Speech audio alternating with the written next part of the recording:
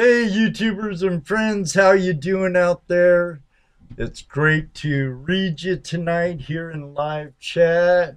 Hey, Michael from My Pan for Gold, and Duran and Truth Seeker, David Amita Bogan, Patrick Moore and Wendy, oh, Ronald, and my good friend Victor Manzo, and Diana Mendez. Hey, Jesse's little sister is here. We have a really good show with a good friend of the Gold Prospector Space family and our friends over at Prospectors Radio. Ray Rusaw. I hope I'm pronouncing his name right, but when he comes on a little later, we'll know for sure. So, I'll be right back after this quick. Hey, YouTubers and friends. Well, I'm all there down in Ohio. Sleuthing up in where wars go. Here's some of the gold I found. Working real hard doing all we can. Every day on a creek or beat, flashing your face. Every day on a creek or beat, flashing your face. I gotta give my channel a little push there. How y'all doing tonight? I'm doing really good myself, and I hope all of you are too. I'm blessed to have all my friends out there, my YouTubers and friends, join me and my co-host tonight, Jesse Mendez, our good old buddy ToledoJess, my partner in crime, and our good friend and fellow YouTuber, Regnad Man. Pretty soon I'll get this out of the way and bring up Skype and get them in. Well, I guess we'll get to the meat of the matter, and I'll turn me off and bring in Skype, and then we'll bring in Jesse and Dano and Ray. Jesse Mendez, how you doing tonight, brother? Your sister's here.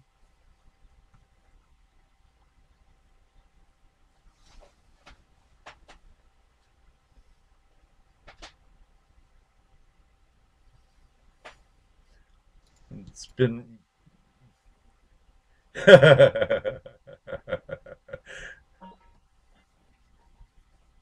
excellent. Excellent. Excellent.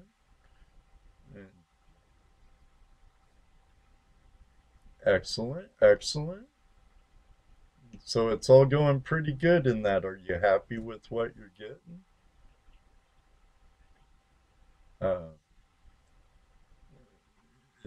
Your kitchen's, you still haven't finished your kitchen?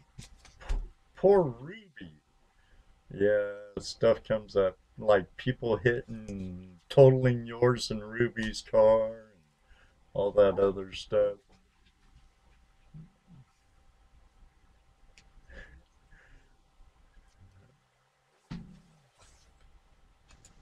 Okay, can you hear everybody now? Talk, Jesse. David said he can't hear me. How about now? Can you hear Jesse now? No sound from Jess. I don't know what to say.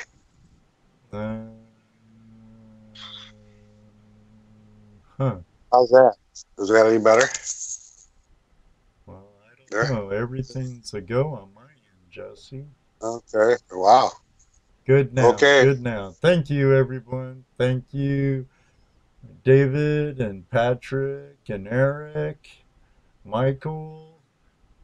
Hey, Jeremy's here too. All right. Okay. Now, okay. Maybe I should have rewind. Wait. Maybe I should have had them turn their volume up because now you're loud. I'm loud. Okay. Yeah, to me, anyways. Oh my goodness sakes alive. But anyways, I'll suffer through it. That's okay. It will all work out in the end somehow. Huh. I guess it usually does. So we got. I believe we have our spot already been picked for us for Gold Rush days. Right. You know, so as soon as I find out what our spot is, maybe we can do what we were talking about this next weekend. Hey, I see we have a Gold Rat High Bankers in the house from Australia. Wow, cool. Hey, how you doing down under, Gold Rat?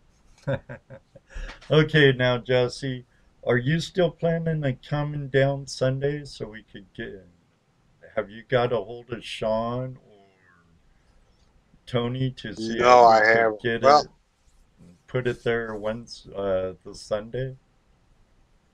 well, the reason I wanted to do that was because I was out, didn't have a vehicle, and that would have been my only time to help you get that stuff down there, you know. Right. But now I have a vehicle. I don't know. Okay, well, we'll just play it by ear then. Let me find out what Tony has to say about our spot. If it's already been marked, because I think they are, then I think we can get it in there on that Sunday. Then I can be there Wednesday or Thursday. Okay. Well, we'll figure all that out. We have till this weekend and then the following Thursday. I plan on leaving here Thursday after work. Just come home and unpack tools and pack up prospecting and our mining gear and head out. So Right. yeah. So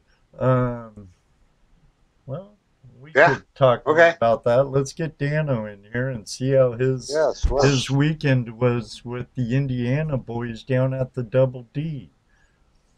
oh, hey, Dan. Hey guys, how's it going? It's going really good, Dano. You, buddy? Yep, had a good weekend. A little tired, but had a good weekend. I saw you were down at Double D for quite a few days. Yeah, I was down. I just came home today. Came home this morning. Nice time down there. Indiana did smoke some meat for us. They did pork butts. They did 4 of them. That was really good. Yeah, I saw that on Facebook. I saw the pictures on that. It looked really good. I saw Jeffrey's picture. Yeah, it looked really good. It was. I ate it 2 days in a row. He left me and Sunday the leftovers, and we had it for supper the next day. Oh, hell yes. Oh, yeah. Nothing like leftovers, man. That's the best part of it. Oh, yeah. Now, how'd you do prospecting, Dano? Not too bad. I didn't take the Han coop. They said there was no water moving when I went to go down there, so I just took stuff and went up into Buckabilly Creek and scraped out cracks all weekend and flipped big old rocks. I like Buckabilly Creek. You're in the shade all day. It's nice and Right. tranquil. That's why I went there. That's why I went there, because it was hot out. When you got down that little hole and all them trees, it felt good down there. Right. Lots right. of cracks and crevices, too. Yep, that's all we did. Me and Patrick and Sam. Sam Horn was down there with us. Cool. We all 3 went down in there for, I don't know, it was probably a good 4 or 5 hours of one day and just disappeared and went down in there and dug dirt and played in the cracks, flipped rocks. Made for a good day. Mm. And then, of course, I don't know if Facebook has spouted it out or anything or not, but they had a little bit of a flood down there. Oh, yeah, we heard. Yep. 3 feet in a matter of no time. So. Yep. Patrick and I that day when it flooded, we'd walk down to Buckabilly to look for places we wanted to prospect. And we were walking back, and Patrick looks at me and says, "Hey, the creek's running backwards right here." I said, "No, it ain't." And I looked down, the leaves are going back up Buckabilly Creek. I was like, "Oh no!" We went running to the bridge, and that's when that flood had come through. Oh, that's a pretty. It's kind of steep little creek, though, isn't it? Yeah, but Buckabilly. I guess there at the bottom it must be fairly flat because we was, well, I don't know, 100 yards from the bridge, and the leaves were going back up Buckabilly Creek. And we got down there in time to help them pull their stuff out. Luckily, nobody really lost anything. I think there was a milk crate loss and a classifier's all. Well, before we bring in our guests, let's acknowledge some faces in the chat room more than I have already. I see Yankee came in tonight. He's another one from Ohio, and he's there. Our good buddy Ronald, Patrick Moore. Mr. Moore, how are you tonight? Well, my buddy Robbie's in there lurking around. David and Mita Bogan. I hope Mita's there too. We have Dan Zoller, I saw her YouTuber from Cali. iPam for Gold's in there. Oh, our buddy Michael. Yep. Yeah. We missed you on the one show, but we definitely understand, Michael. We'll get you back in as soon as we can. Well, with no further ado, want to bring in the man of the hour, the Juneau beach dredger himself, Mr. Gold Hog. Well, he's a big Gold Hog user. Come on in, Ray. Join us, my friend. Hey, can everybody hear me? Yep. Oh, yeah, hear really you. good, Ray. Loud and clear. Oh, Everybody here, Ray, good? Great. I want to first thing right off the bat, I want to give a big shout out to iPan for Gold. Man, I tell you, that guy's got some pretty little nuggets. I love them every time I get some of them. Oh yeah, he's got some fine gold in those bags of his too. Yes, sir, he does. He's got them pretty, little pieces in there, nuggets, and he's got that fine gold in there too. That's fun. I've never got no dirt from him yet. I've never had a chance to buy any. Well, besides club dirt, Michael's the only dirt I've ever gone out of my way to buy. Yeah, I've only bought pay dirt once, I think it was. Well, when I joined the GPA, of course, I got a bag of the Tom and Perry's, but I bought from Eureka Joe's one time. And I'll go ahead and I'll give a big old shout out because he always talks to me there on GPS as old Tolv, Ronald Tolver. Oh, yeah. He's always saying hi, and David Bogan, and it's amazing how many people here on In the Shed with Ed are actually all GPS members. I love it. This is great. Oh, we're one tight little family, right? Got a lot of, I think everybody in that room right now is a GPS member. I believe so. Patrick. Well, no, not my sister. My sister's not. Oh, She's in there. Diana, go to goldprospectorspace.com and become a member today. Patrick put in the chat room about him being a flag this weekend. Well, since I'm on here today, I figured I'd go ahead and first thing I guess I'll put out there is if you guys got questions, I can answer questions. I'm not very good at coming up with my own stuff about Juneau because it's hard for me to talk about what you guys might want to hear. But if you got a question about Juneau or what I'm doing up here, then throw me a question at me and I'll do my best to answer them. Well, we'll start off with how'd you get to Juneau? Money and the body shop. Money in the body shop. I was actually the first town when you go up the coast from Seattle into Alaska, you get to Ketchikan. Ketchikan is the first city of Alaska. It's also one of the rainiest places in all of America you will ever go to. And after the last year I lived there, it rained 8 straight months without a single day of sunshine. And I said, to hell with that. And I went up to Anchorage. Well, my dad bailed too from Ketchikan because he was working at a body shop. And he moved to Juneau and seen the amount of money that was right here in Juneau. And he said, get your butt back down here. So I moved here 4th of July, 1984. And I've pretty much been here ever since. I've left a couple of times. Once in 2000 when my dad passed away, and once in 1992 after I got mauled by a bear. And that's the only times I ever left, and ever since then I always came back. Okay, Mauled we by have some bears. questions We ask in about the that? room. Patrick Moore asked, Ray, when is the first prospecting with Ed and Jess outing in Alaska? Okay, he's just kidding. Yeah, no. But David Bogan asked, can anyone dredge up there, or do you have to file for a permit? Well, the best thing you can do, anybody can dredge, and there's really actually only one permit you're supposed to have. There's a Department of Natural Resources permit. Now, there's quite a few little kind of weird quirks about this, but so long as you're in salt water and you're below mean high tide line, the only piece of paper you should have is a water discharge permit. Saying basically you're responsible that if you're sucking up material that is hazardous and you're putting it right back in the water, you are responsible for that hazard. But essentially nobody ever gets calls on that. But if you're in any salmon bearing stream, then you're really, really, really limited. And virtually every stream in Southeast Alaska is going to have some kind of salmon in it. They'll only actually give you about a 1 month window from the time that the salmon fry have left the stream before the salmon come back to the stream and lay eggs again. So freshwater dredging, you better have a lot of permits. Saltwater dredging, you don't have to have a lot of permits. I hope How's that that for an helped answer? you, David. Now, Yankee Outdoor Adventures, he's like, we got to hear about the bears. How's the bear population in the Juneau area and the Douglas Island or whatnot?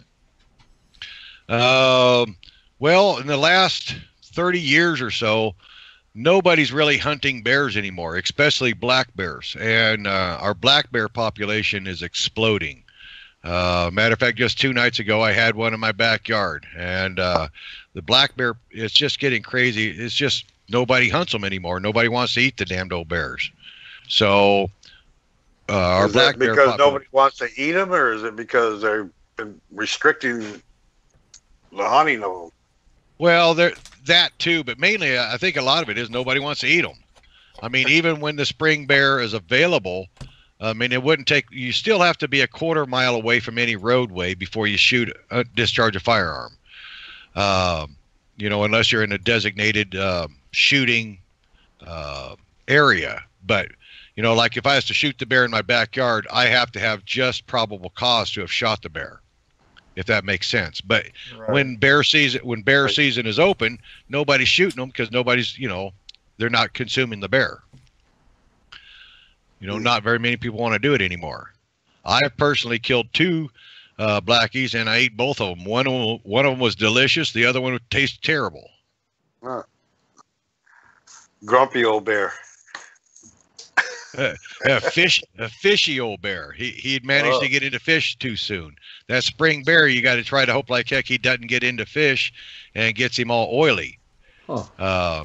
But if he's up there eating a lot of skunk cabbage and berries and a lot of greens, it's a pretty tasty bear. Now, Didn't know that. the bear Yeah, that's crazy. I've only eaten bear once, and that was back home in Washington State, and it was really grisly and greasy, and I really didn't like it. But You got to get them when they're about 2 years old. That's when they're really tasty. I do like some milk, though. Now back to your bear, Ray. I'm sorry. Oh, not like I say. There's just nobody's killing them and eating them, and the bear population is getting out of control, in my opinion. And now the other thing, we're finally starting to get some brown bear here in Juneau because the glaciers are receding so much. They're even more proficient down in some of the other islands. Matter of fact, there's been 2 cases where mountain lions have actually been seen here in Southeast Alaska and killed in Southeast Alaska. Where my brother lives in Wrangell, up the Stikine River, so many of the glaciers are subsiding so bad that down south animals are making it here into Southeast. And so now we're finally getting brown bears right here in Juneau, whereas before we didn't really have them as bad.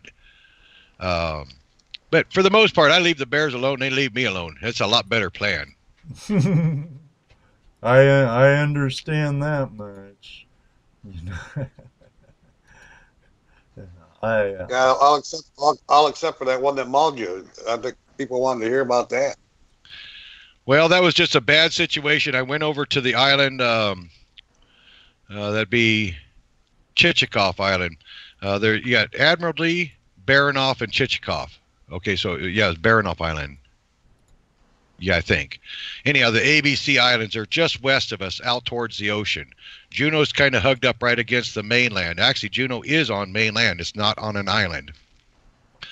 And we went out there on September 15th, 1990, and that island is just chock full of brown bear. And I was September 15th with the opening day of doe season. There was salmon in the stream. I decided not to take and go down around the salmon stream. I went to the top of the mountain with another feller and figured, well, the bears will be down the stream. Well, we were wrong. There was a sow with 2 cubs. We heard it rustling up behind us, turned up, looked right behind us, and there was a big old sow, and she took offense to it and charged us and got us. Got the guy that was with me really bad. I just got a wee love bite on the hand and a good sized bite in the leg, but it got him and ripped his ear just about right off and split the back of his skull open and chewed his bottom part of his leg right off. And yeah, it wasn't fun. We had to hike out about 2 miles before we finally got a ride and got helicoptered here back to Juneau. And he was in the hospital for about 6 weeks. And me, I just got out of there that night. They stitched me up and I was gone. Well, I'm glad you lived to tell the story. Yeah, really. So tell us about your how long you been prospecting, or in your case, mining. Since you got a spot where you just pull it right out of the ground, no problem. Well, it all started with my brother down there in Wrangell. He was kind of, like I say, he's always running that Stikine River. It's a beautiful, undammed river. And there's just miles and miles and miles of jet boating. And he was whining and complaining that his beaver skin hat had finally broke down and fell apart. Well, my boss, she's a Southeast Alaska native, gave me a full sea otter skin, tanned out sea otter skin that was tagged as being a legal sea otter. And I actually decided I'd make him a hat. So I took apart a hat and I cut out a bunch of patterns, one for him, one for me, and then one for her grandson. And I made some hats. And at the time, he was working for Roger Schnoppel up there by the Big Nugget Mine, like they see there at, the ones you see there in Gold Rush. And Robert had the keys to the mine. So I took it to him on his birthday, and we went up gold panning. And I got addicted to gold. As soon as I got that first nugget in my pan, I was addicted. I had the fever bad. And I came home and I started. A nugget. Yep, I came home and started. Yep, I came home and started studying and watching everybody's YouTubes and finding out, okay, what's the fastest, easiest, laziest way of doing mining? and that's what I've been working on ever since. Your story sounds a lot like MDV's. Yeah, and a lot of ours actually, Oh yeah, true. We go to pan, then a sluice, and say, man, this is work. We need something, move more material. Then a high banker, and still say, man, that's some work. And then a dredge. Right.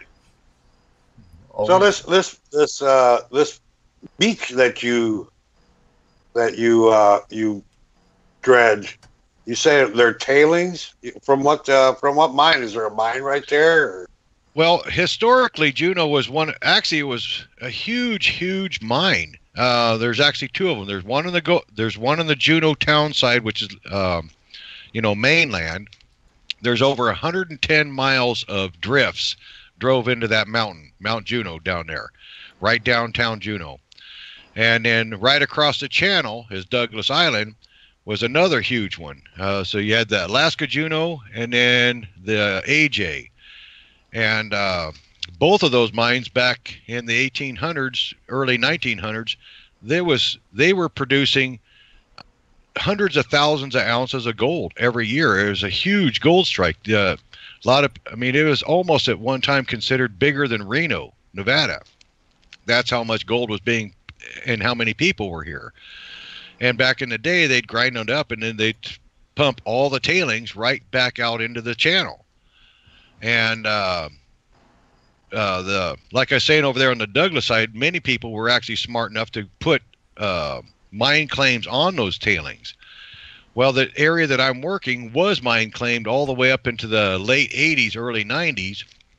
And then the feller passed away that had that claim out there on that beach. And as soon as he did, the Alaska State Department of Natural Resources went in there and they put a mineral closing order on it. When they put a mineral closing order on that area, that leaves it open for recreational prospecting. And recreational you can't claim that then. You can't claim it no more. Nobody can say, this is now my property, you can't have the gold. Right. Closed to mineral entry. Right. But there are rules to dredging. You guys were asking me about the rules. We can only go up to an 18 horsepower engine, and we can only go up to a 6-inch round dredge. So that's kind of where I've been basing my system off of. I could easily go 6-inch dredge, but what I've been learning in the last couple of years, or the last 3 years in a row, the bigger you go, it's a lot more work. I mean, hoses become very, very heavy, especially when you get a plug up. And then the cost involved also. Yeah. I mean, not the bigger your piece of equipment is, the more it costs you. And the moving of it all. Oh yeah, and now you get too big. Now you can't do it by yourself. You got to split what little bit of gold you got. Right. Is your dredge a 4-inch or a 5-inch now? Right. Well, the dredge itself is set up as a 5-inch dredge. But what I've done is I've just taken exhaust hoses and choked it down from 5 to 4. And for some reason, my Hydroforce nozzle is just not working properly. So I went ahead and I choked it from 4 down to 3 because I got that H&B nozzle, and that works really, really good. It creates a lot of suction. So currently, even though the dredge is set up as a 5-inch, I'm only running a 3-inch nozzle. Okay. Probably don't plug a whole lot then, does it? No, it don't plug up. Well, I've had it plug up once, but that was just because I kind of forgot to use some buoys to keep the line floated. That once that sand gets too heavy and it creates a downward dip in it, then it'll plug. I see. Huh. Oh, Ray, Michael wants to know, your newest nozzle wore out already. What caused it? Yes, it did. It did bore a hole through it. This sand is extremely sharp. Like I said, it's all mine tailing, so it's crushed ore. So the edges of it's very sharp. And just like running a sandblaster, it sandblasted a hole through it, and it started out as just a little tiny pinprick hole, and then by the end of 5 hours, I could shove my pinky almost in that hole. No, they didn't replace it. I thought they were gonna. He told me he was gonna, but he didn't. But I went ahead and I just took it down to the body shop, and I ran a whole bunch of beads of welds right over the top of where that general area was, and I've stiffened it up, and I've ran it now 4 times, and it hasn't blown back through yet. Mine ate too. But I'm sure it will, because this sand is so caustic. I mean, it will chew right through almost anything. And the higher pressure I run it, the bigger I run it. Like if I'm going full throttle and I'm really hogging a whole bunch of sand, then it's going to bore a hole through it again, I'm sure. Eep. I tried to stop it. Hey, dude, you're doing great. I'm watching it. We have another question in the room by David Bogan. Hey Ray, what Sure. is the best style of high banker is the best for dredging on the beach where you work? Best style, long. Make it long or make it flared. Anything that you can do to take and give that sand a chance to take and roll and let that gold release from that sand. For some reason, the salt in the salt water kind of acts like glue.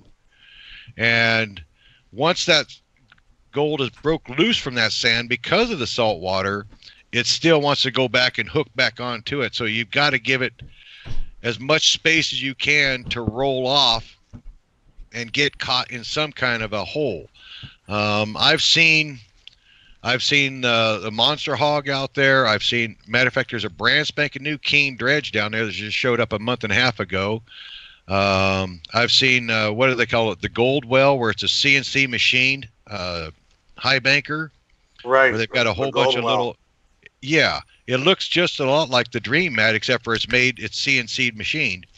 Right. Well, that actually was one of his first designs that he split away from those. There was two guys that were developing that particular piece of equipment, and they kind of split off from each other. And he went on to do the Goldwell. But yeah, he went on to do the Goldwell. Yeah, I don't know where that's at now.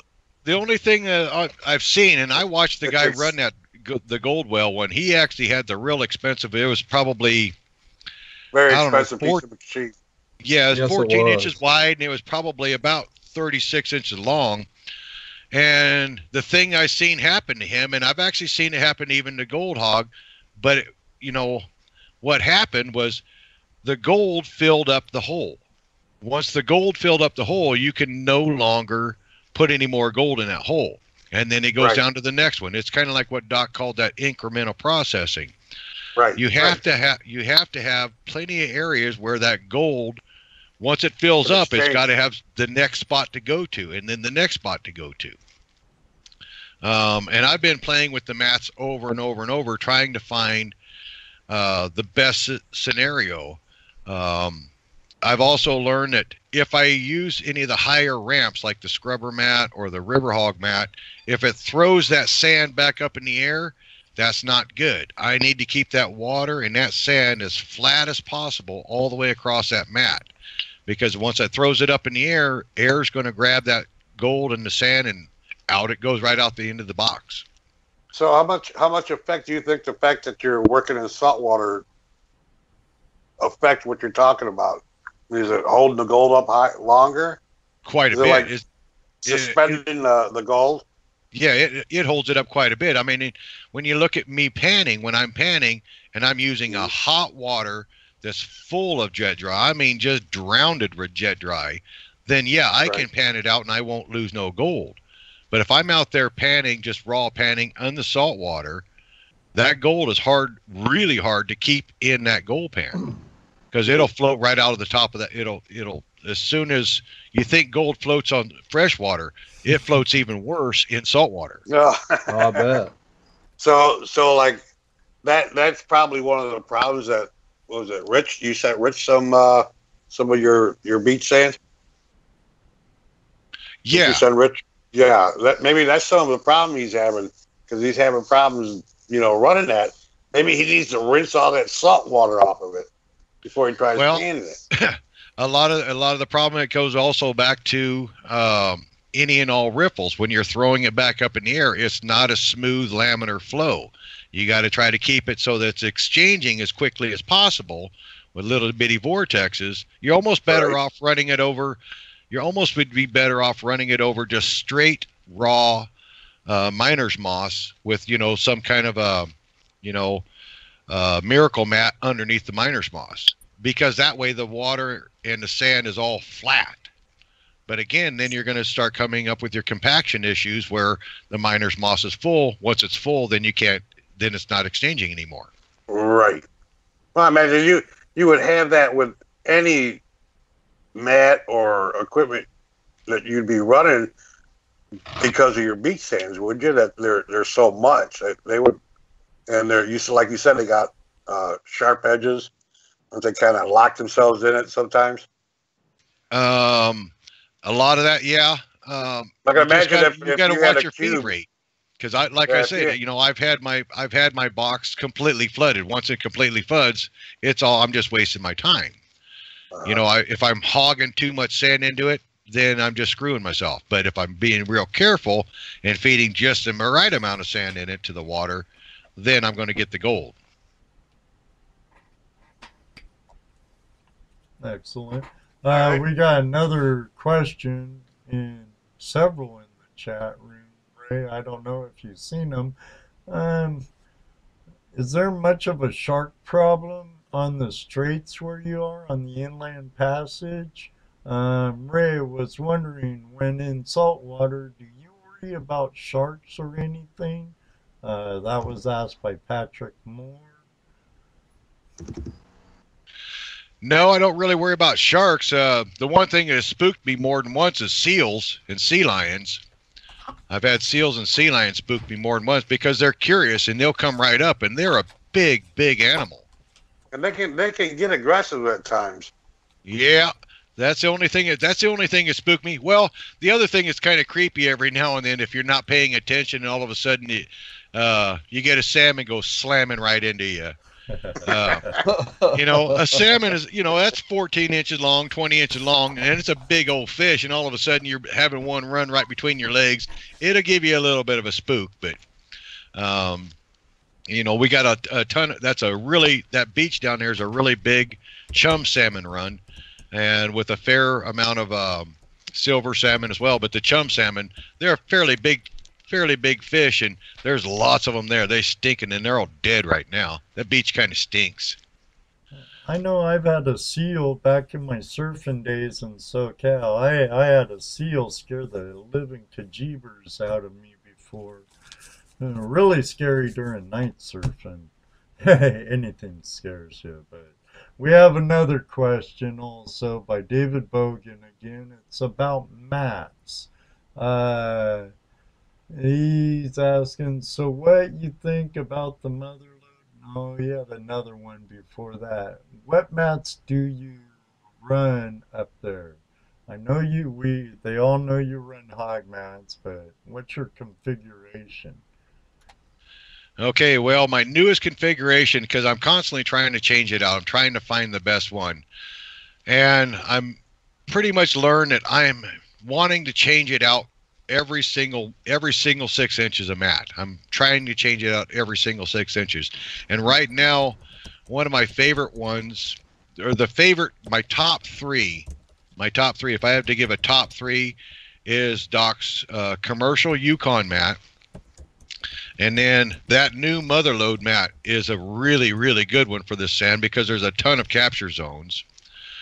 And I still like the Talon mat because every now and then the Talon mat has got an aggressive enough throw and a big enough V in it that it throws and changes out the water configuration to give it don't throw it up in the air, but it does change it out a lot before it hits the next batch again.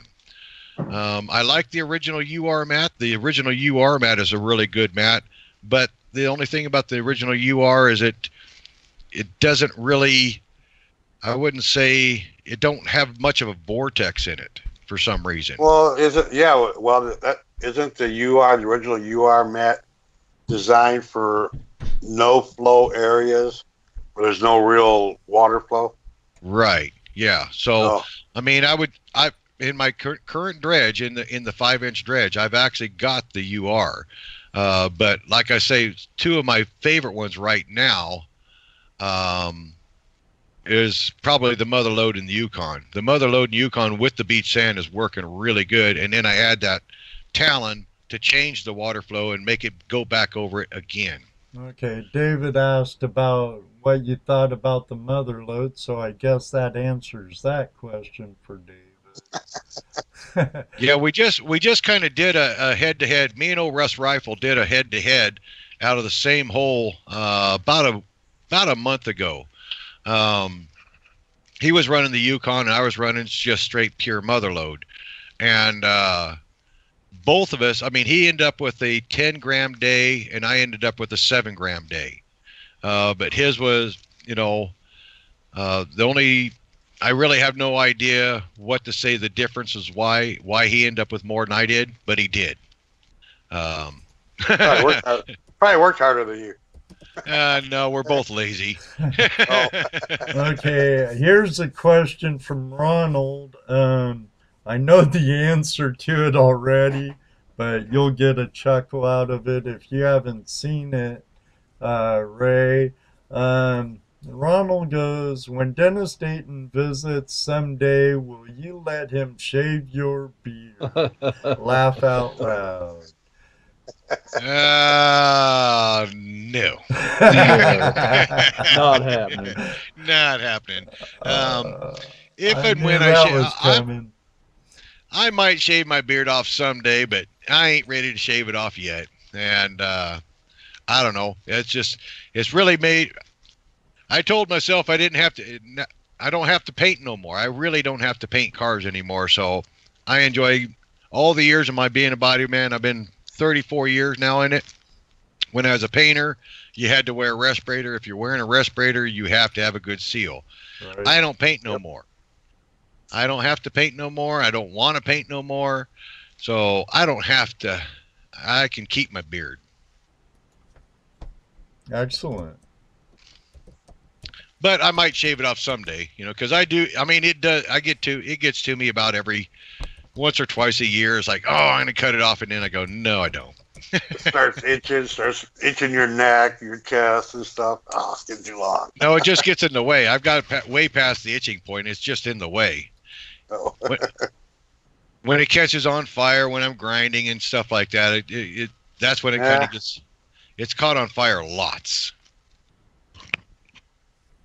I've had that happen. Yep. I've had that happen. That whole right side of my mustache, the whole thing went up once. That half a mustache. Oof.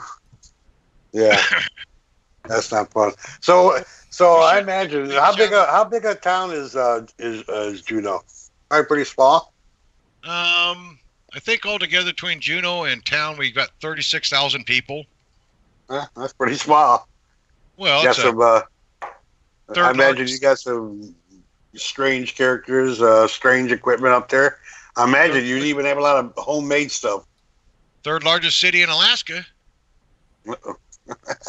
Third largest at 36,000. That's okay. Anchorage is #1, Fairbanks is #2, and Juneau is #3. So you built your dredges, right? Yes, I did. Yeah. I basically built it just so I can. Well, it's just been a tinkering in the way. You know, I'm always tinkering with it. That's what I really enjoy doing is building stuff. So, you know, I got a body shop, so I've got I work at a body shop, and here at the house I've got access. Here at my house I've got my torch, I've got cutters, I've got tons of tools, aluminum welder, MIG welder. You know, so I just like building stuff. Hey, David Bogan said I like my bike. I like my bike too. I built every single bit of it. My motorcycle. Nice.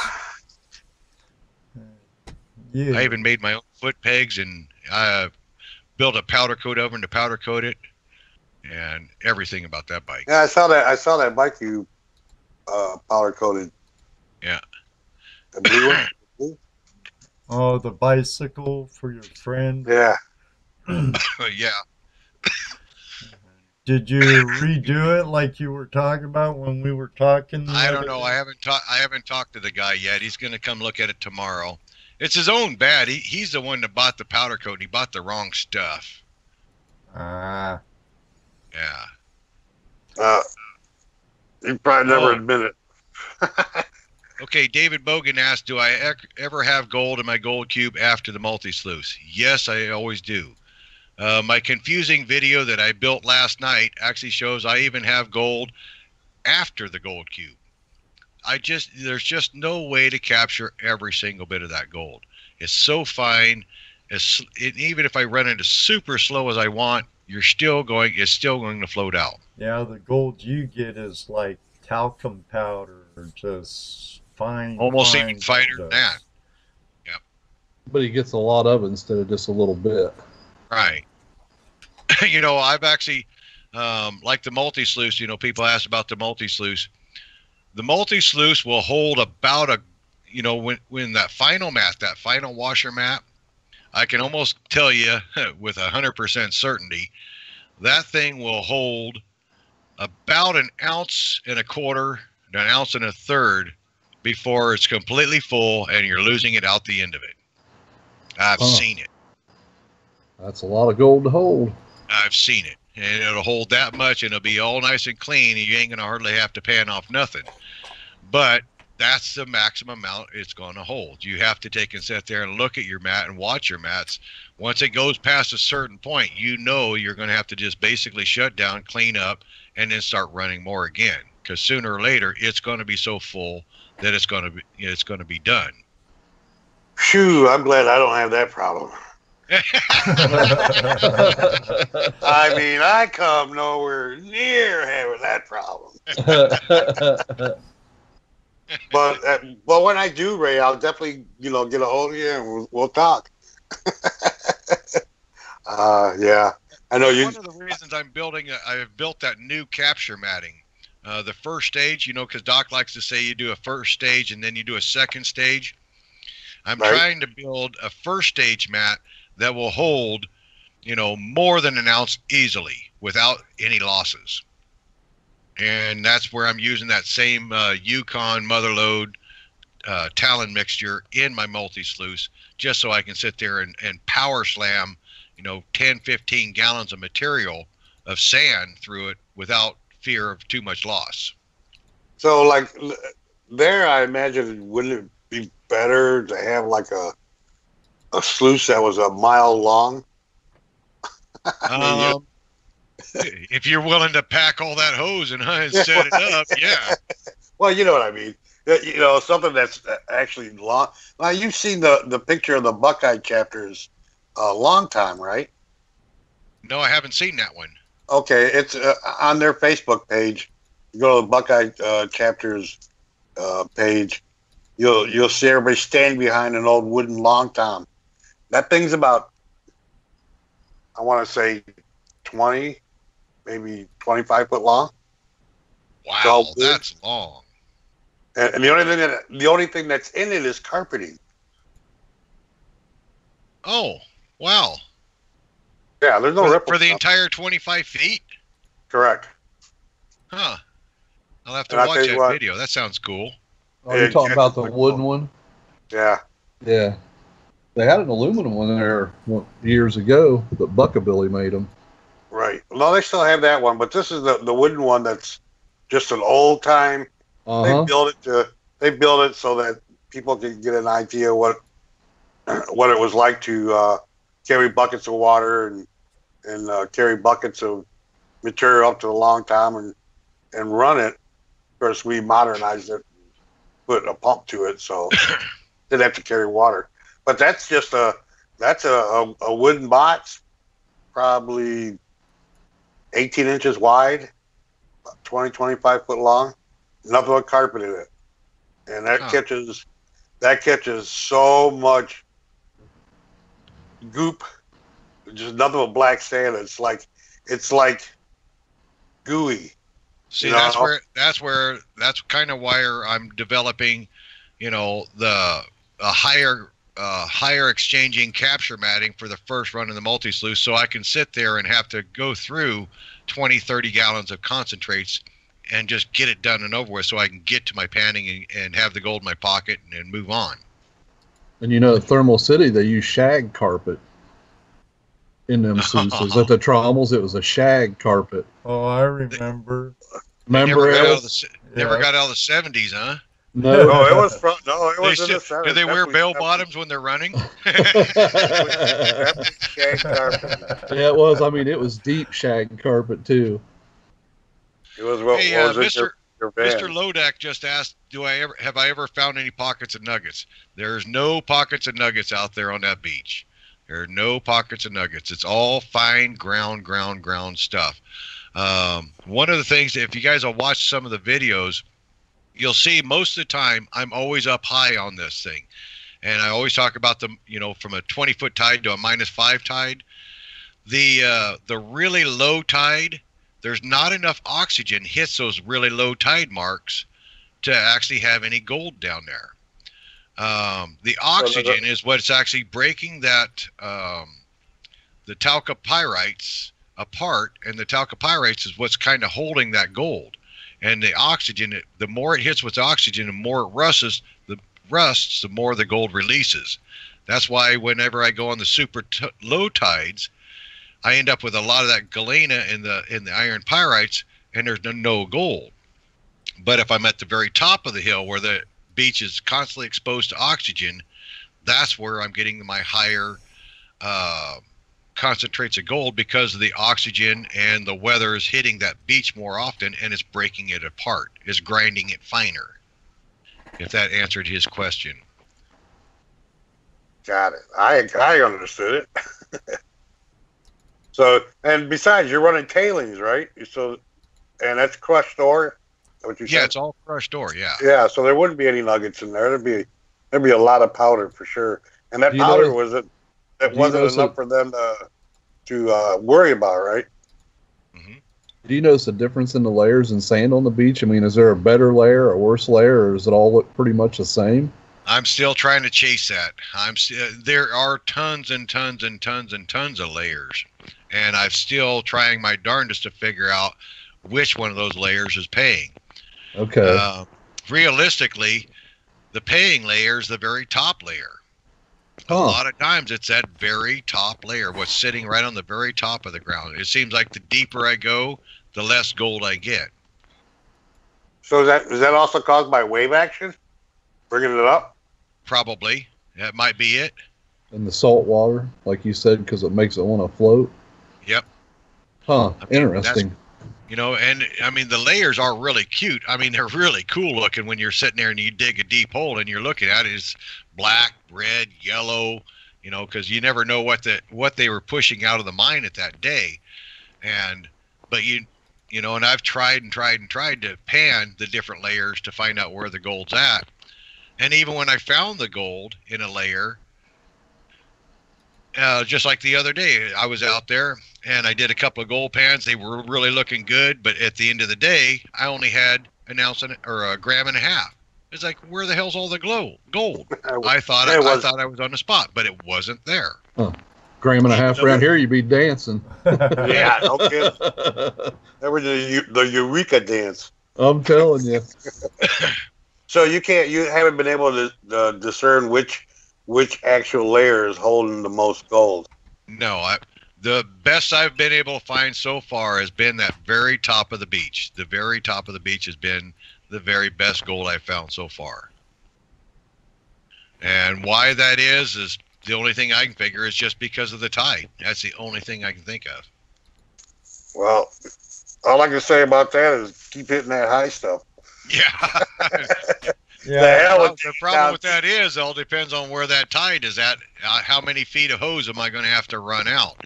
When you push out 200 feet of 3-inch hose, that's an awful lot of work. So I guess that in Juneau on the inland passage, you don't have the issues where the wave action like up in Nome or out at Point Disappointment in Washington State, where the waves and stuff will cause lenses and different deposits throughout the beach where you are. It's just the high tide marks the best mark so far, huh? Well, I wouldn't say the high tide mark is, because the high tide is up there 20 foot. Most of the time where we're at, that beach gets exposed right at about a 12-foot tide. That's when that beach becomes exposed, is 12 foot. Oh, Ronald's got a question here he put up. He said, what was the tide like during the eclipse in Alaska there? Yeah, we couldn't even see the eclipse because we're dealing with a monsoon right now. It was darker before the eclipse than it was when the eclipse was happening. It got pretty dim where I was at. It actually did get pretty dim. It never did go dark, but it got really dim. Yeah, we were all of us out there at the body shop. We were all standing out there waiting for it to get dark, and it was already dark before it started, and it was dark when it was done. So you didn't even need a welding mask to look at it.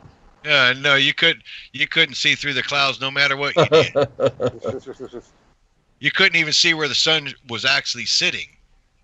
Yeah, I noticed it got dim where I was at there in Georgetown, Ohio here, and it kind of cooled off a little bit. It was getting hot out, and it kind of cooled off for a little while that whole ordeal was going by. Oh, David Bogan asked just now, how long does that hole take to cover back up? Probably 3 tides, maybe 4 tides, and that hole's completely gone. Really? 3 to 4 days. Within 3 to 4 days, that hole's completely gone. That's pretty quick then. And then that day 3, if you stepped in that hole, you'd sink up pretty good. But by day 7, it's solid rock again. It solids up, and the water drains out of it, and you wouldn't even know that it's a big old empty hole that was just pushed there. Have you ever went back to one of those spots and dredged it again and found gold again where you've dredged already? Almost every time. Really? Almost every single time. The only time where if the hole got filled with, if another guy jumped right in there and they actually filled your hole with his tailings, then you're not going to get very much gold out of it. You're going to get some gold out of it because nobody captures everything, but you're not going to get as much as you were that day originally. Yeah, the gold now versus 3 years ago, it's dried up a lot. I mean, 3 years ago, we were hitting days that were 3 to 4 grams an hour. And now we're dang lucky to get a gram an hour. Dang lucky to get a gram an hour. So are there still spots on the beach that you haven't hit, you've been wanting to get to, or has everything pretty much been hit? Everything's pretty much been hit, but you might luck out and start boring your hole in between, but you just don't know because, I mean, I don't know what, I'm at the body shop 6 days a week, and there's quite a few guys. Well, basically 3 different guys, 3 different minor other guys. We had old Marcello, old man Russ, and then the old Panner Dave. All 3 of those guys, they go out 6 days a week. So where they're boring, I never know. I never know where their hole was. So if I end up falling in one of their holes, I'm not going to do too good. If I fall right beside where they were at, I might do great. Excellent.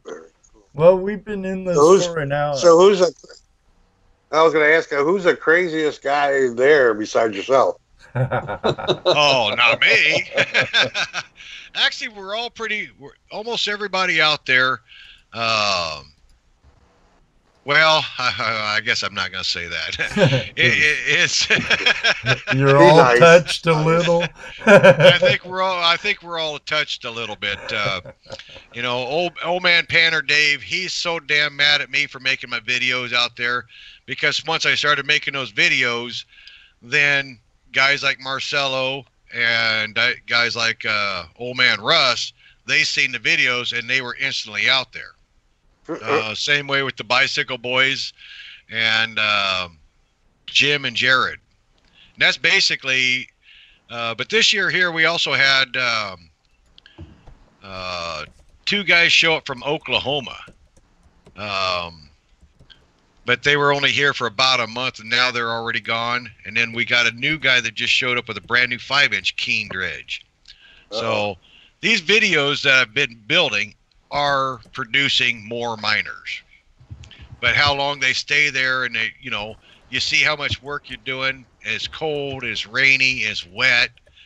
A lot of them don't last that long. Well, I can imagine. I met a guy at the Swank, mind you. He decided he wanted to do this. He built himself a very nice high banker. I mean, literally took the time and built a beautiful eye banker. Took it down to the stream. When I was down there, brought it down. We talked a little bit. He brought his stuff down. Maybe worked not even a half a day. Come over and, hey, you want to buy this? This is not for me. He was done. He went through all the trouble to make this beautiful box, and he didn't last the whole day. So yeah, that's something you can't just jump into, you know. When reminds me, Jesse, when Daryl Grimley and I had Paystreak Enterprises in Sage or Woolley, Washington, guys would come in and they'd get the bug, and they're like, I want an order American Dredge, which is built by Alan Trees. It was American Gold Dredge at that time. 4-inch. I want it all in a high banker too. Well, how long have you been into it? Oh, I just started. I'm gonna get rich. And I'm like, whoa. Yeah, maybe you should start with the stream sleuths first and go from there.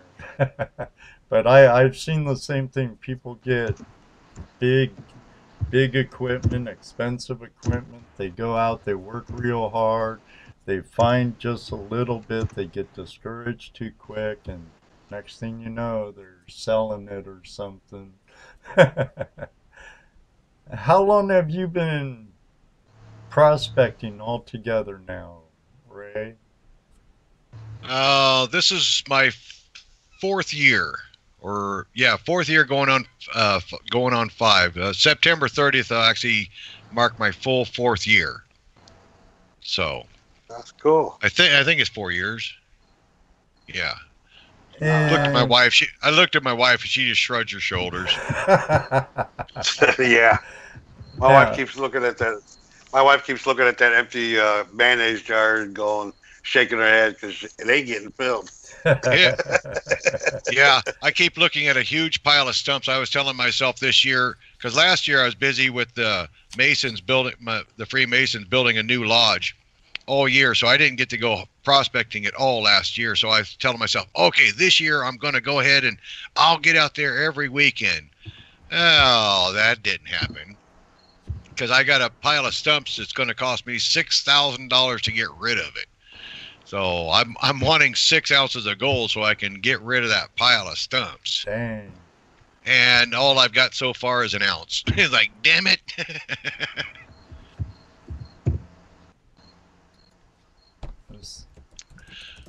But yeah, you're right about people get into it with all the big ideas and, oh, we're going to go down there and kill it, especially after they've watched my videos. Oh, I'm going to go down there and get an ounce a day. It don't work that way. Oh, no, not at all. You know, you really gotta put a lot of effort into it, and by the end of the day, it's a long, hard day out there chasing up and down that beach, you know, and the tide moving you around and dealing with all that salt water. It's hard on you. You know, I watch that Bering Sea Gold and those guys diving. I can't even imagine the extra weight and everything of trying to dive and all the equipment to do that. I've done a little bit, but nothing like that.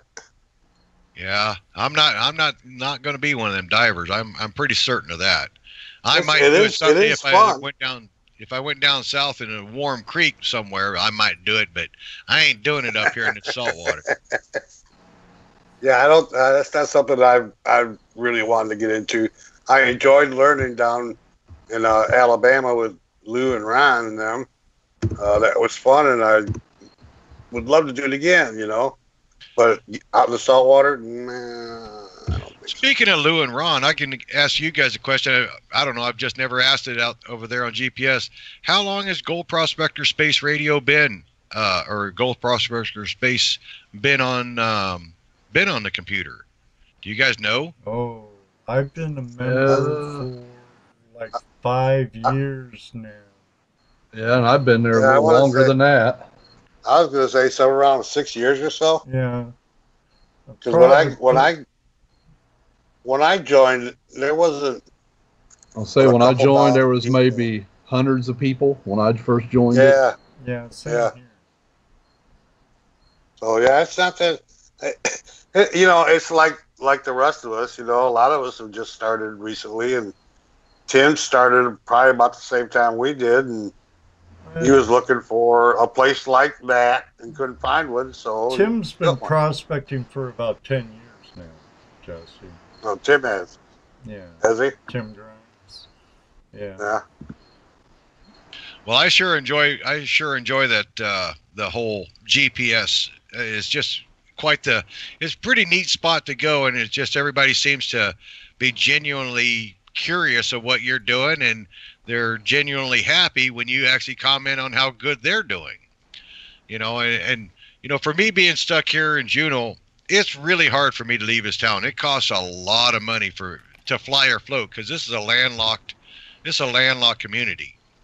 You either fly in with a 737 jet, or you boat up all the way from Seattle, and it costs a lot of money either way. And so, GPS gives me a chance to be able to take and see, like you guys are sitting in Ohio, and I think Tim's in Indiana, right? No, he's in Ohio. Tim's in Ohio, yeah. Yep. But anyhow, it gives me a chance to take and see Indiana, and it gives me a chance to see Ohio, and you got guys like Thomas and everything making those really cool videos with the swank, and it's pretty cool. You can kind of live a gold adventure from far away. Right, and we like watching your stuff from where you're at, because we're not there, Yeah. So who doesn't like to look at mountains and see a bald eagle sitting next to you, or stuff like that? Who doesn't like seeing that? So we like that we can actually have a relationship where we can show each other our videos and talk about what we're doing, new things, old things. And it's just, like you said, man, it's just a lot of great people. Yeah. Except for Dano, he never talks. He just sits back there and don't say a whole lot. Yeah, Dano ain't saying much. Hey, Dano, what are you doing, man? You picking your nose? Well, a little bit, but I'm in the chat room just typing away. Ah. Oh, okay. He's taking care of the chatters. Oh, Mr. Tim for Gold's on right now. Hey, I wanted to say hi to Mr. Tim for Gold. Congratulations on getting engaged. When's the actual wedding? Oh, good question. Oh, yeah. The ball and chain. Yeah. Slam. When's the ball and chain, Mr. Tim? Slam. Oh. Ring in the nose, the whole ordeal. Yeah, I could have swore he said not, never going to happen. Yeah, well, Oh, he ain't answering. Yeah, he ain't No, I don't- answering. She's probably got the frying pan behind him standing there saying, you just better be quiet. No date set. No date set, but soon, he said. He said soon. Anyhow, I wanted to wish him a congratulations. I mean, him and Oh, his yeah, wife, absolutely. they all looks like they always have a blast. We always have a Oh, good yeah. time on the creek, that's for sure. Oh, yeah. Yep. Yeah, a bad day prospecting is better than a good day at work any day. Yeah, man. Bad day man. of prospecting is better than sitting at home watching television. That's for certain. That's true. And when the kids are out there, it's even better because the kids are learning something other than video games and no good. Exactly. Well, on that note, let me give a quick word from one of my sponsors, and we'll be right back.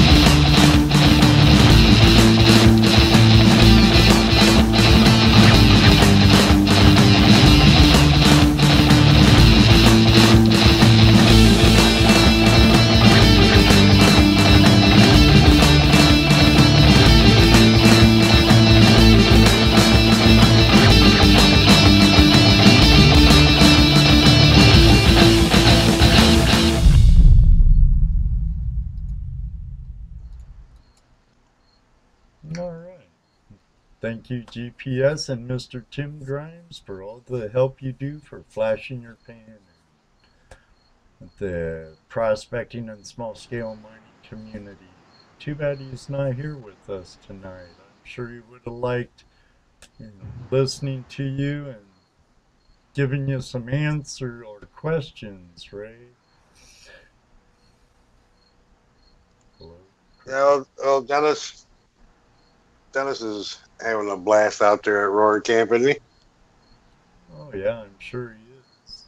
Did Ray get disconnected? He might be He muted. might have shut his mic off. Oh, I see. Might have. He didn't. Says he's still there. Yeah, sure does. That's just him. Ray. I'm back. Sorry. Sorry about that. No worries, no worries. My liquid refreshment got a hole in the top of it. I'm going to have to write Budweiser about that. Uh-oh. No, send it back. But don't send it with fluid in it. Take up all the fluid out. Hey, MDV's talking again here. Hey, Michael, when are you going to show us another video of that trommel? Yeah. He's got that big trommel he's been working on here for the last year or so. Right, I've seen it. We almost got to see it in person. I was kind of hoping we was going to get to see Doc up here in Alaska sometime this year, but his dad got ill, and he had to take and stay at home and take care of his dad. Maybe next year. Yeah, you know what? Yeah, I remember he did say something about wanting to go up there this year. Yeah, I'm kind of hoping maybe next year we'll take and see him up here and all the way up in Nome. I'd like to kind of go up to Nome too, but I don't know. We'll see. Who's running his stuff up in Nome? I believe the Pomerankies are running his stuff for the clean out. Oh, But yeah? I can't say that. I can't say that with 100% certainty, though. No, that's cool. But there's a good chance I'm gonna make a trip to California, right there, just above Sutter's Mill. My youngest brother actually has property up there with an old gold mine on it, and I'm kind of really hoping that I'm gonna get a chance to go to California in November. But it'll be nice that time of year. Yeah, It won't be real hot. Where did you say near Sutter's Mill? yeah. Yeah, that's good temperature. Won't be too hot. You guys are probably all starting to run out of time, though, aren't you? Oh, Oh, we got no. All right. No. We got time. There's no time limit on this. It's getting almost 10 o'clock. You guys' time. I'd be napping by 10 o'clock. It's actually after 10. Still got plenty of people watching. like quarter after 10 here. So We've actually got we had I just now saw 24 people watching and listening. So that's what I have watching 24. So, no, we're doing fine. oh, So except now I'm running out of things. Come on, Daniel, think about something. I was on the creek Oh, all you- weekend this weekend. It's getting Oh late yeah, for me. right. Yeah. I haven't been in since our trip to North Carolina. well, we're Okay. gonna have to fix that coming up Labor Day. Yep. Oh shit. We're gonna be busy, dude. Oh yeah, but we'll be having machines in the water. Then That's true. this weekend is the Norris meeting for the OSPA. Right. This coming Sunday, I guess I should say. Oh well. Well, it looks like two of the guys are right there where I'm talking about going. Dan Zoller and David Bogan. My brother actually is in Garden Valley in Georgetown, California. Garden Valley and Georgetown. That's about the whole area that he's at. I don't know where the David Bogan's out here. Like, is it North Carolina? He lives in Georgia, but he's from Georgia. Bakersfield. Oh, okay. Oh, he's from Bakersfield. Okay. And Michael You say do the MVV's best. originally from California too, San Diego ways, I believe, but he's in Georgia also, as you know. So Mr. Tim asked about what's the best top layer. All depends on where on that beach it is. Sometimes that top layer is, before it gets down to a hard pack, it could be up to 18 inches deep. And in some places, you're only looking at about ½ inch deep before it gets down to a hard pack layer. If that makes sense. You'd have to go back and see some of the videos, because it'll be a big fluffy sand, and all of a sudden it'll stop into a red hard layer. And sometimes that big fluffy layer is deep, and then sometimes it's really, really tiny. So that's what Mr. Tim was asking. So now he knows. Yeah. I'll have to show it more in my video one of these days. And it is different where you get your gold, because like where we go down to Bill's, a lot of time it's in what we call the brown layer, and it's always on one side of the creek, and the brown layer can vary from 2 foot to a foot to just a little streak, but the gold always seems to be in that brown layer. Yeah. Well, when I go up to Montana Creek now, if I'm in the freshwater, like where I lost that dredge, or you can see I saved the dredge video. Now that Montana Creek, same way with the Father's Day corner videos, I have to do about the same as you guys. I have to dig down until I hit a brown layer, and that's about a foot deep to 2 foot deep. Now, that's out there in the freshwater regular creek. Yeah, and here they call it the Illinois layer. Every time you talk to somebody that researched it a lot, they say that's the Illinois layer here in Ohio. So that'd be the glacier, the Illinois glacier? Yeah, the Illinois glacier. To be specific, all that push down there is from the Illinois glacier, the farthest one. But there's different layers from it. Pushing, receding, pushing, receding, pushing. Then it came back. Then the Mississippian came down and did the other pushes that are only about halfway through the state, like around Belleville and Butler area. So that's probably just a push, one of the small pushes. Who knows how long that push was? Could have been a couple years, 100 years, or whatever. But you know what I mean. Right. But sorry. It's always interesting. I got my roadside geology books for Ohio and Indiana, and I'm always looking at them for the different spots I want to go to.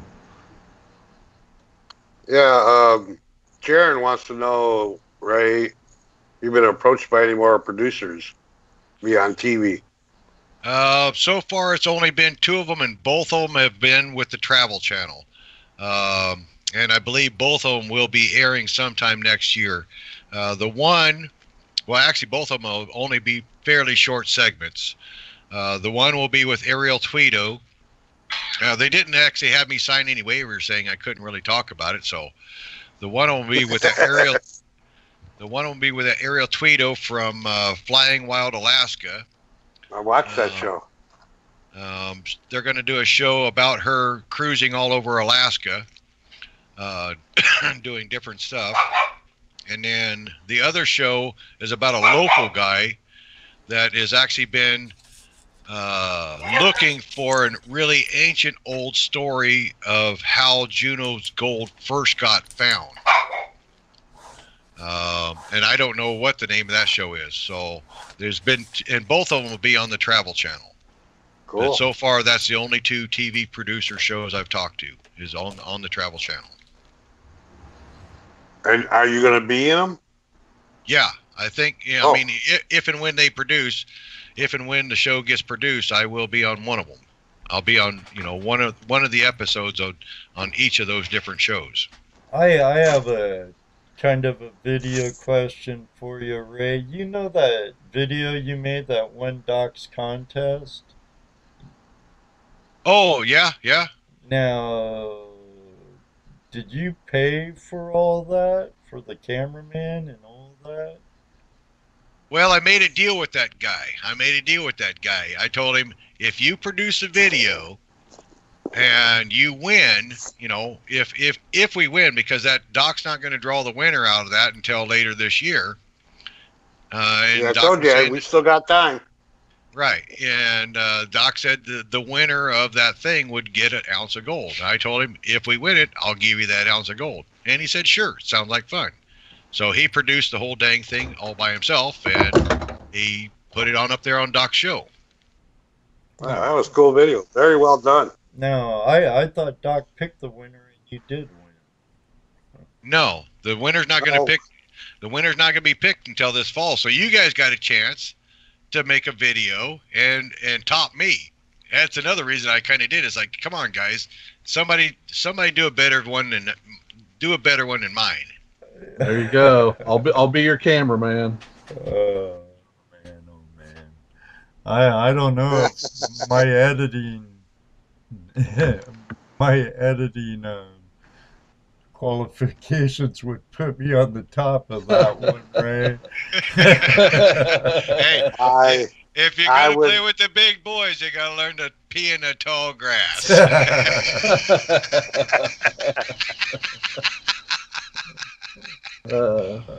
I think you can win it, Ed. You can do it, Ed. You can do it. Just gotta do it. Oh yeah, it's that editing part you have problems with. Oh, it's time.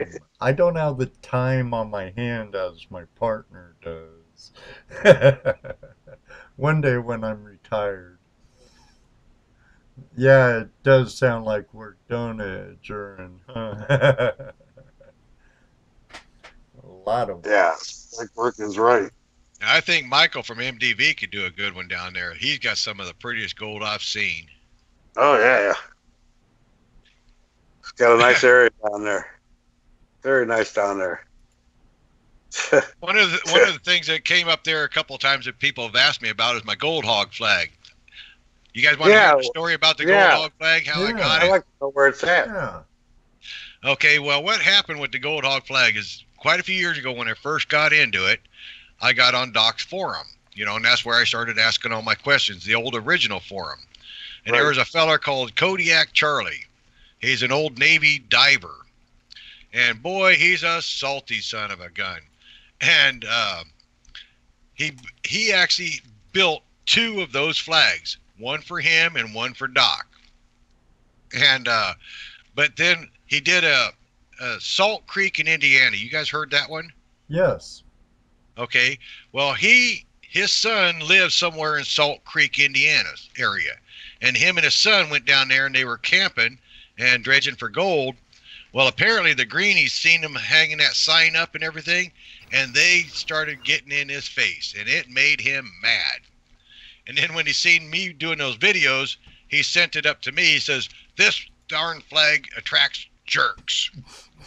Actually, it was a lot worse than that, but that's basically the gist of it. He said, "So here, I'll give this to you so you can make some people angry."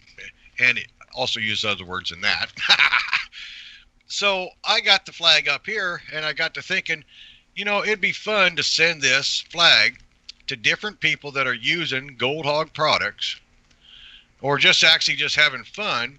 And I would just go ahead and send it to them. They could do a video. I preferred the videos. I always asked them to do a video. And once they did their video, to go ahead and sew on a little tiny flag of where they were at. And so I've been doing it now for 3 years. I've been sending that flag around for 3 years. And here, quite a few months ago, I sent it to Swiftwater, and he was the last one to actually do a decent video. And then he sent it to some feller in Maryland, I believe, but he didn't do nothing with it. Quite a few people have actually got the flag and they didn't do nothing with it. They didn't post a video.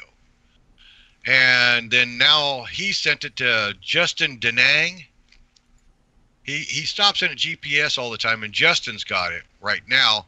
And he's actually cruising around a bunch of mining sites and doing a big video with it. So that's where it's at right now. Justin Denang's got it, but I just don't know where or when he's going to post anything with it.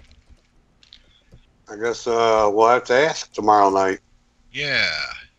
Yeah, that's what we'll do. Let's get this flag visible again. I haven't seen it since forever. Alabama. Well, the last one to have it was Swiftwater. Swiftwater was the last one to post any videos with it. Okay.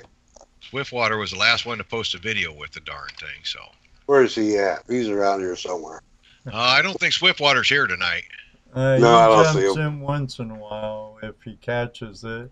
Here, I found the video for Gold Hive video contest. Let's watch it. Look. All right.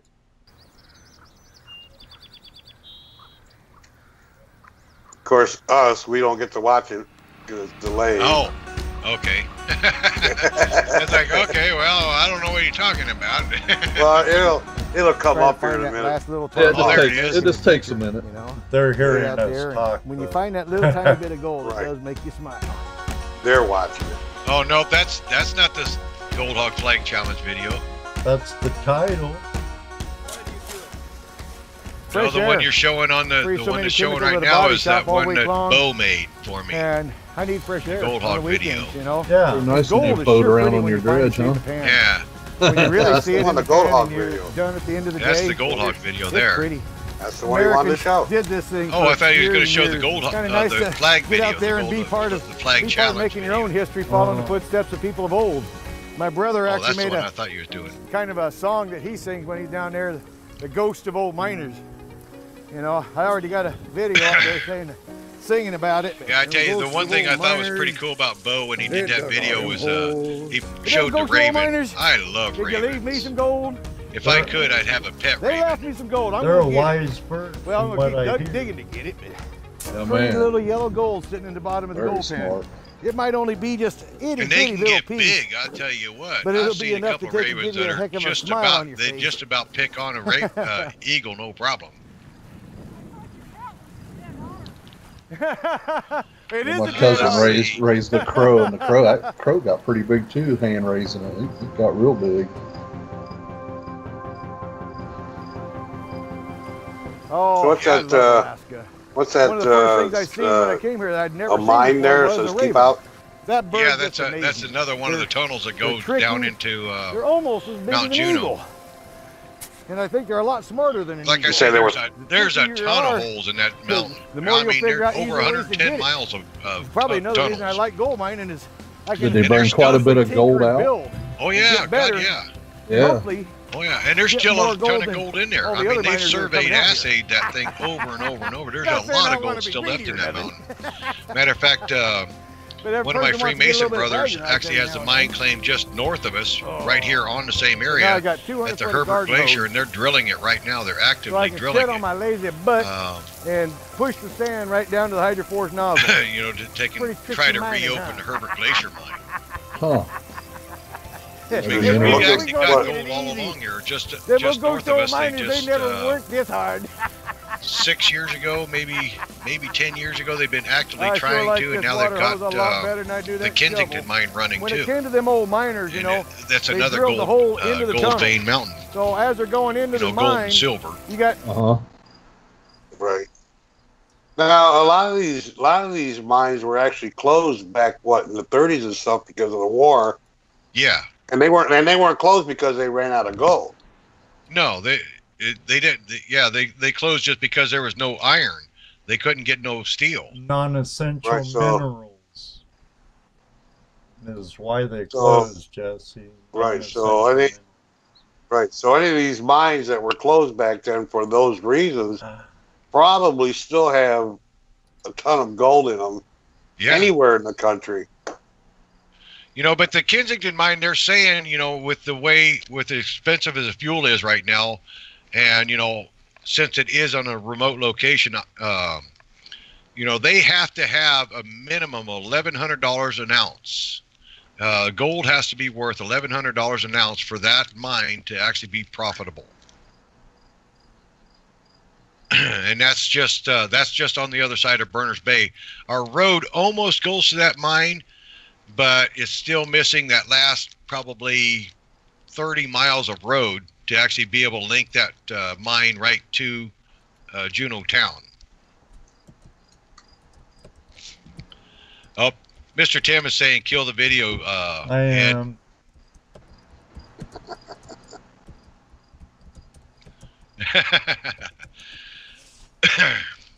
We're gonna to do something about that here soon. I just can't afford the money for bandwidth at this time, you know. Yeah. The more We're just going to have to build you a supercomputer. The more I put into this doggone channel, the more it costs, you know. I hear you. Yeah, I tell you, well, like here at the house, I've got one of the big, huge Alienware Dell computers, and all the videos I've been building, it's filling this thing up. It's killing it. I need to figure out how to put these videos in storage better, because my computer's slowly but surely slowing down more and more and more and more. I bought an exterior hard drive, like 2 trilobits for like $79 from Walmart, and I store nothing on my computers. It's all on that exterior hard drive. So speaking of videos, I'll tell you what, they're not so darn easy to do. Like last night's video, I built one yesterday. It's so hard for me to take and do a video and try to get the point across. My brain thinks faster than what my mouth can talk, I think. Yeah, I know the feeling. You know, I was kind of wanting to add, you know, like you and I were talking about how much gold the Gold Hog mat can capture and carry before it fills up. And I was kind of wanting to compare that to what the Dream Mat could do at the same time. And then at the same time, I was also, in that same video, I was wanting to express that you're just not going to catch it all, because even after going through the multi-sluice and then through a gold cube, you're still going to have gold even in the tailings again. As hard as you want to try it, no matter how hard you try it, you're still going, especially something as fine and powdery as I got, you're still going to lose the gold. And trying to get my point across in that video, I just failed miserably. Well, you know, the thing too, knowing that, so you know that no matter what you use, you're gonna either need to rerun your tailings, you know, until you're satisfied. So you know that's gonna happen. So to me, anything that's gonna make it easier for me to pan out once I get done. You know, like you were saying, excuse me, like you were saying, you know, that a multi-sluice holds over an ounce before it's filled. Wouldn't it be nice to have something on the street that you could run like that and fill it with gold and not come home with, you know, buckets of material? Right. Just buckets of gold.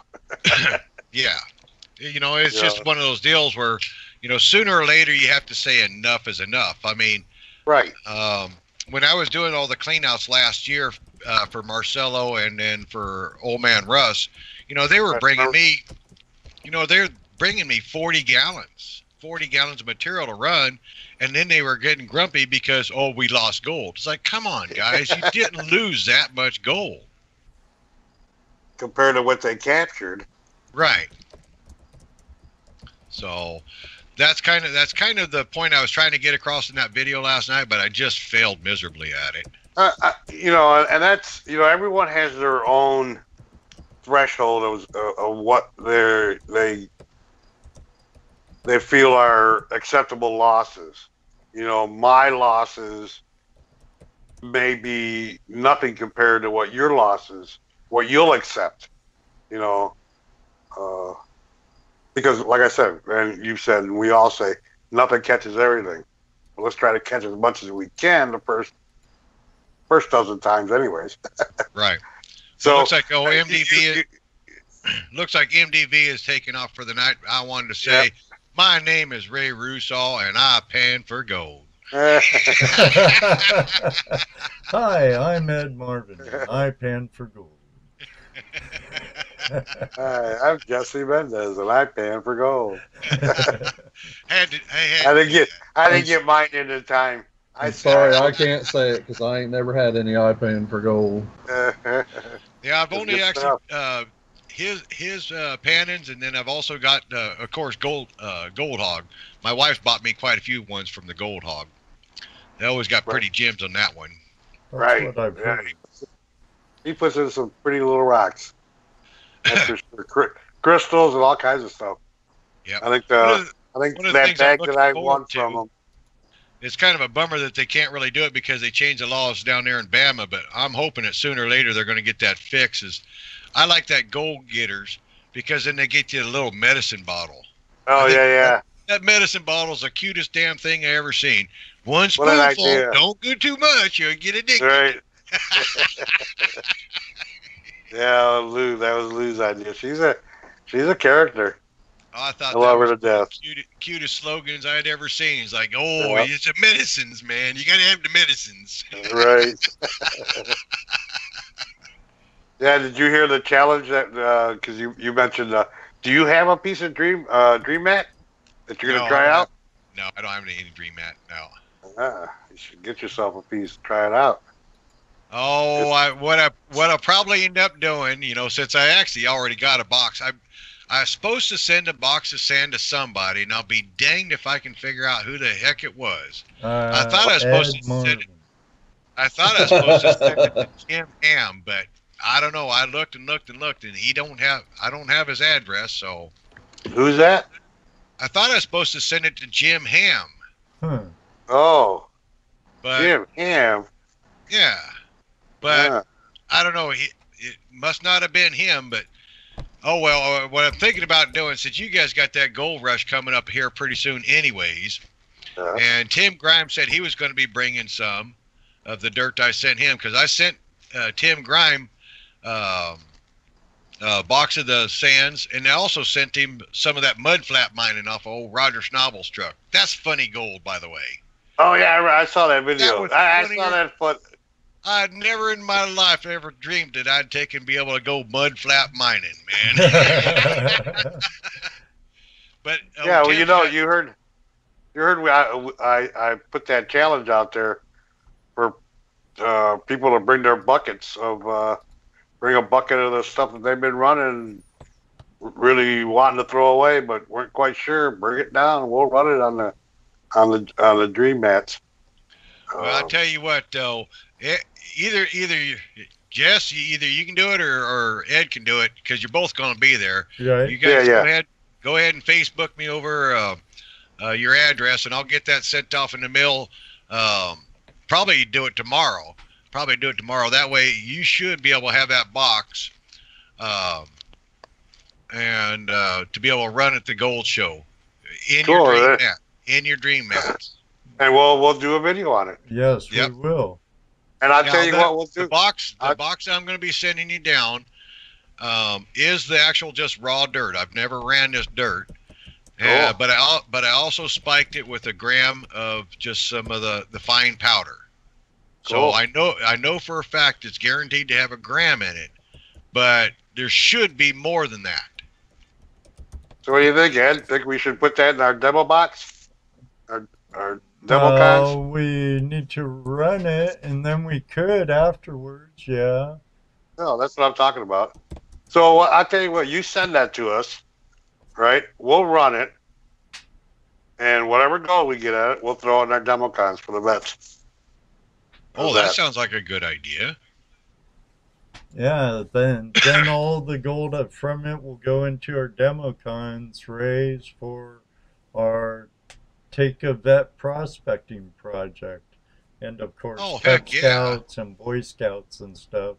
But we don't let them keep any of the gold when we do them. We make them sometimes. Yeah, we make them buy a pay dirt bag from the Buckeyes, but with the vets, all the gold they pan, they keep. So that's cool. That's cool. I mean, you guys know that my son's a vet, don't you? Yes, sir. No. Yeah, my son's a vet. Yeah, he when he graduated high school here in year 2000, he decided he wanted to be a tank driver. And so he went to Fort Knox, Kentucky, and became a tank driver. And he was actually in on the original assault to Baghdad when they left Kuwait. I actually got a video somewhere, or just a picture of Good Morning America showing him holding up Alaska state flag before they started going into Baghdad. He did cool. He did 4 tours of duty over there in Iraq. Nice.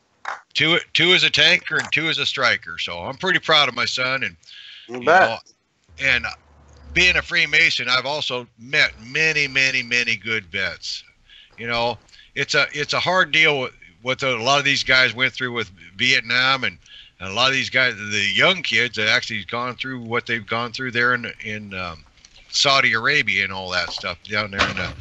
So God bless those guys for protecting our freedoms here in America. Well, you tell your son that ToledoJess said thank you. Vietnam vet to another vet. Right on, buddy. Yeah, I grew up around them because my dad had so many good friends at the body shop that were all non-vets. So that was a tough run over there. That was a tough run. Yeah, it was. Yeah. Yeah, you know, no worse, easy. But like I told my son during the whole time he was over there, son, it's just a job. Don't take it to heart. It's a job. You know, you just happen to have Uncle Sam as a boss. That's all. Right. Yeah, you got that right. You got that right. Better polish them shoes and clean your gun. Not a gun. Weapon. The rifle. The rifle. Well, obviously, I never went through the military. A gun is that thing between your legs there. Yeah, that got me in trouble more than I'm willing to say. Well, it's starting to get late. Yeah. And I know Ed's got to get up early in the morning. I'm sure Daniel does too. I don't. But, My long weekend's over. It's back to the grind tomorrow. oh, yeah. Well, Daniel, I appreciate you hanging out with us. And Ed, I appreciate the opportunity to actually sit down and truly chew the fat with you guys. And Hey, I don't know what to say, but I like the name El Schwanko better than ToledoJess. Yeah, you know, I just consider the source. Well, guys, I guess I'll go ahead and I'll pat out first, and then Ed can go ahead and do his closing remarks. And God bless y'all. Thank y'all very much. Thank you very much, Ray, for joining us. It's been a pleasure having you on tonight. Have a good evening, Ray. All right, thank you. Bye. Bye.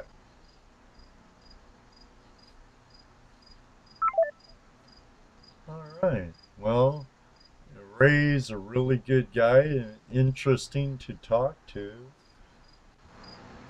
I'm glad he was here. I'm glad all of you joined us tonight. So, yeah, I gotta even wake up earlier. Driving about an hour to work. I'm back at Hamler for a couple of days, Jesse, so. Uh-oh, the long drive. Yeah, but I get paid for this drive. The drive I was doing last couple of weeks is almost as far, and I don't get paid for that drive. I only get like paid above 30-mile radius around the shop. And sometimes it screws me bad. Yep. Oh, we got Gold Rush Days coming up. Oh yeah, Labor Day weekend. And do we 2 have weeks any away. other outings on the board anywhere? Oh, I have a magazine somewhere. I'm not sure. I know the OSPA meetings is coming Sunday. I do know that. And that's at the Norris property. Yeah, up in Mount Vernon. That's at the Norris. There was a gold show, but I was stupid and I scheduled Dennis Dayton for tonight and after Ray, and that was my bad. He's at Roaring Camp using Jesse's ticket. Yep. Well, I have no outings at my fingertips. tips, but we do have Gold Rush days coming up, Labor Day weekend. If you're in the area, come on over to the Swank West property at 1199 Cutnaw Road, Butler, Ohio, 442 or 44822. Labor Day weekend, the people from all over the Midwest there. As far as Wisconsin. And the GPAA Summit is there this year. Yes, it's sir. at a campgrounds near the Swank. Well, you're welcome, Ronald. It's the only way we could really have Ray on with us tonight, because if we would have started at our normal time, he would have still been at work. They're 4 hours behind us. So that's why we pushed it up. Next week we'll have Mike Pung on the 29th, and hopefully with Red Wilcox, but don't hold me to that. That will start at our normal time of 8 o'clock. So let's make sure we have some good questions for Mike Pung, and I hope the room gives some good questions to Mike. I'm sure they will. Hi, guys. Yeah, I like reading the questions on here because I can't always think of good Right. questions. Yeah, It helps. me neither. It helps. Yeah, it does, and it's what they want to talk about, so that's what we want to talk about. Except for that one guy I had to boot out earlier. But I hate nuisance like people like that. Just, Well, no need of spamming. I saw you wrote some stuff.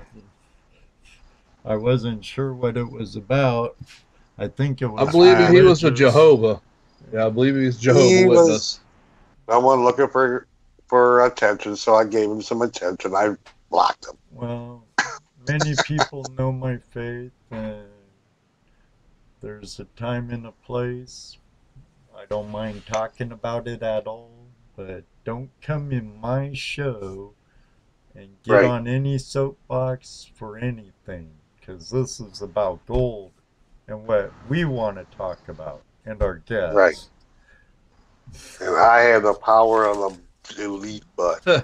Yeah, you and our I friend do. Mr. Lodak and Yep. you, Mr. Yeah. Dano. We got plenty of people here to take care of those people. Oh, It yeah. seems like on my chat, anybody's got a wrench beside him as the moderator. Now, That's it. I'm sure when we have Joseph on, Brother Joseph, on the 19th of September, be the day after my 57th birthday, we might talk a little about Christ and stuff, because Brother Joseph is a minister. He has a ministry, and that's part of what he do. So, but mostly it's going to be about prospecting in Vermont. I'm Yes. sure. That we'll try to keep it right there. Yeah. Well, thanks, Richard Peel. I'm glad you made it. I hope you liked the show. We're not pros or anything like that, and we kind of run out of stuff to talk about. Yeah. I mean, No, there is no script. It's all shoot from the hip. Right. It's live. Right. It's real. Unscripted. So, no, that's why Dano and I keep an eye on the chat room so we can see what you guys are talking about and get that into the conversation. Get you involved in with it too. So I appreciate you showing up. Hope you come back. And if you haven't subscribed and liked and shared, please feel free to do so. thank Do you so. very That's much, right. Do Richard so. Peel.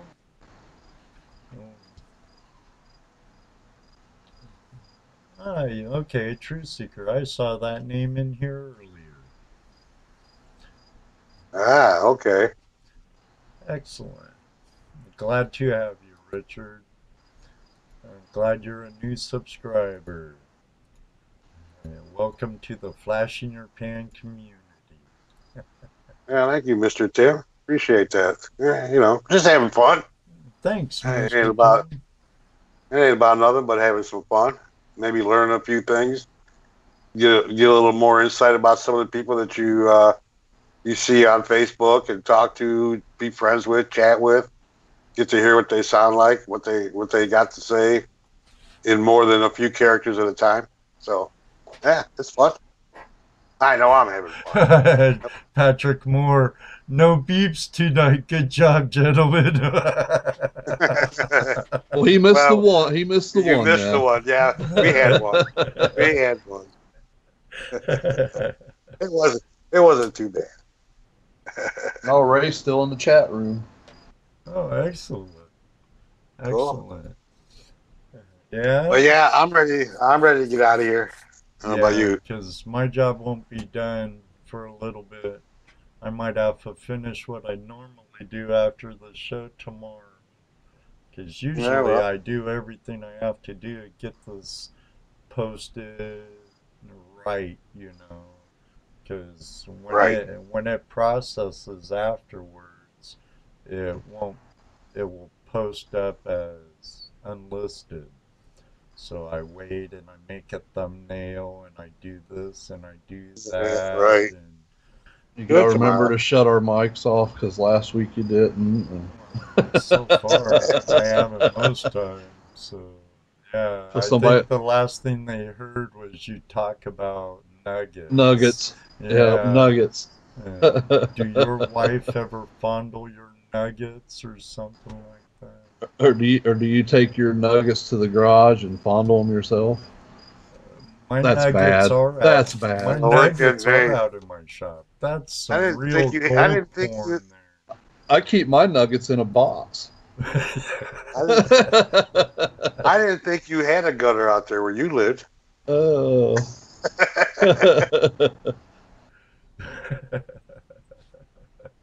So I asked the Sprint guy today. Oh, I got new phones today.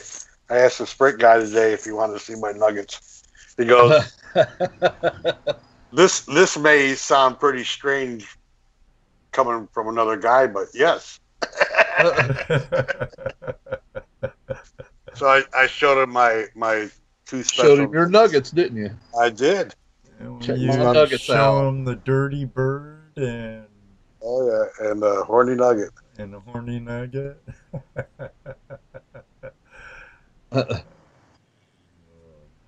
Right on, right on. I have to post those on our page. Yeah, yeah. I That haven't done. they'll get to see why you call them the horny nugget and the dirty bird. Right. Yes. I'll put it on our Facebook page. I know it's probably gonna get blocked or knocked off or something because it's, you know, nuggets. Nuggets. Nuggets. Well, fellas, I think we gotta hang her up for tonight. Everybody's starting to leave slowly but surely. Yep, dwindling slightly. Have a good night, Ronald. Yep, everybody, have a good night. It's been fun. Oh yeah. We'll see you next week. Ray, Always a good thank time. you very much. Was a great guest. One day, if I'm ever in Juneau, I'll give We'll you a see him on the buzz. stream. It'll be on the beach. Glad I caught the mute in time. You forgot to mute. No, I muted them. I didn't mute you guys, so I don't care if Oh, you I see. caught. All right, guys. It's going on 11, and thanks again, everybody, for joining us here at Flashing Your Pan Productions and our Tuesday night hangout live. It's awesome. We have people from coast to coast, even from down under tonight. And I know our friends, the Gold Rash crew from Ireland, will be watching later. Jaffe and Pirate Dredger John from Ireland, or Scotland. He'll be watching later, so I want to give a shout out to our boys across the pond. Oh, that reminds me, guys. I would really like to do a special show for our guys over in the British Isles and stuff. And so, are you game? What time we gonna have to do it? It'd be like almost right after work.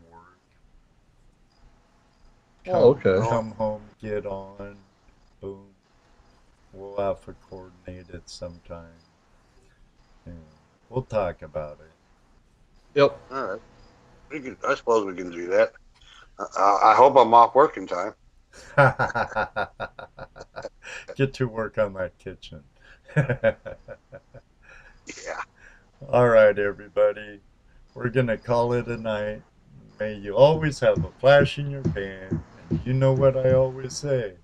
Maybe one day, too, we'll see you on the river. Good night, Mita, Dan, Don. Good night, everyone. Joseph, Ray. You all have a Hi, great Dad. day. Good night. Hi, Good night. Jesse. Good night, Dano. Good night, Good night, Dad. boy.